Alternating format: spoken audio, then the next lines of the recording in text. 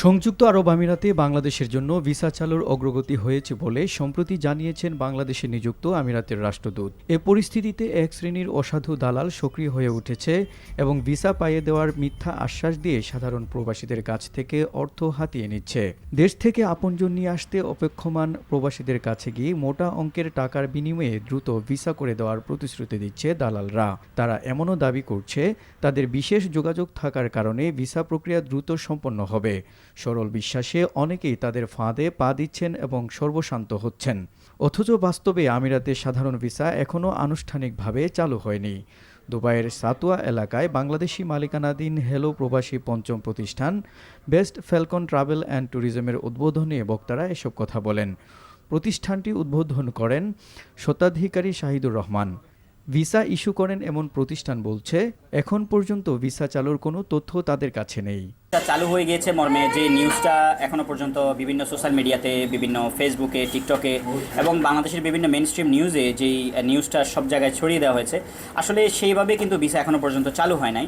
Normally visa চালু হওয়ার একটা সম্ভাবনা দেখা দিয়েছে, যেহেতু বাংলাদেশে নিযুক্ত সংযুক্ত আরব আমিরাতের রাষ্ট্রদূত আব্দুল্লাহ হামুদি এবং বাংলাদেশের সরকারের উচ্চপদস্থ কর্মকর্তাদের মধ্যে একটা মিটিং হয়েছে। এজন্য আমরা দারুণভাবে আশাবাদী যে আরব আমিরাতের ভিসা চালু হবে।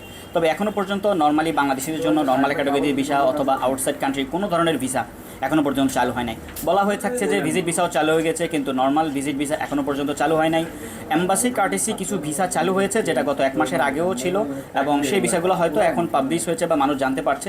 তবে এখনো পর্যন্ত সাধারণ প্রবাসীদের জন্য কোনো প্রকার ভিসা চালু হয় নাই। সুতরাং আমরা আশা করব বাংলাদেশ সরকার যাতে যে প্রসেসটা অলরেডি যে উদ্যোগগুলো গ্রহণ করেছেন এবং আরব আমিরাত সরকারের যে একটা সরকারের পক্ষ থেকে যে উদ্যোগগুলো গ্রহণ করা হয়েছে, আশা করছি খুব শীঘ্রই ভিসার ব্যাপারে একটা ভালো উদ্যোগ বা ভালো একটা আমরা সুখবর পাবো। তবে এখনো পর্যন্ত ভিসা কিন্তু নর্মালাইজ হয় নাই। একটা গুজবের মতো যেটা ছড়িয়ে গেছে, এটার কারণে কিন্তু অনেক সাধারণ প্রবাসী ক্ষতিগ্রস্ত হবে। তবে দুই দেশের উচ্চপদস্থ সরকারি দায়িত্বশীলদের বৈঠক ইতিবাচক হিসেবে দেখছেন প্রবাসীরা। আরব আমিরাতে ভিসা খোলার ব্যাপারে বাংলাদেশ সরকারের প্রতি আবেদন রইল, খুব যেন জোর চেষ্টা চালানো হয়, কারণ বাংলাদেশিদের বিজনেসের জন্য এখানে প্রচুর সম্ভাবনা রয়েছে, কিন্তু আমাদের লোক বলের অভাবের কারণে আমরা আগাতে পারছি না। বিশেষ করে আমাদের শ্রমিক বিষয়টা এবং ভিসা ট্রান্সফার যেন চালু করা হয় অতি শীঘ্রই, এবং তার পাশাপাশি যেন ফ্যামিলি বিষয়গুলো চালু করা হয়। সকল ধরনের ভিসার ব্যাপারে কীভাবে চালু করা যায় সেই ব্যাপারে উদ্যোগ নেওয়ার জন্য বাংলাদেশ সরকারের প্রতি বিশেষ আহ্বান রইল।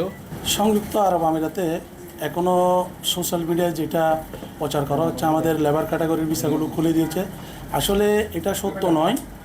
তো আমরা যারা ভিসার কাজ করার জন্য বিভিন্ন ট্রাভেল এজেন্সিতে যাব, লেনদেন করার আগে আমরা অবশ্যই নিশ্চিত হব আসলে এটা তথ্যটা সঠিক কিনা।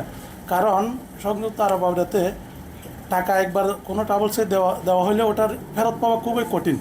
আমরা চাই সকল প্রবাসীরা সংযুক্ত আরব আমিরাতে সকল ধরনের ভিসা চালু হোক, আমরা এই দাবি করি। আমাদের জন্য এটা খুবই ভালো হবে। তো আমরা সরকারকে করি যে ভিসা যেন চালু হয়ে যায়।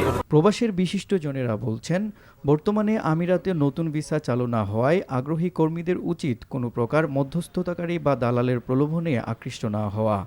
NTV international desk.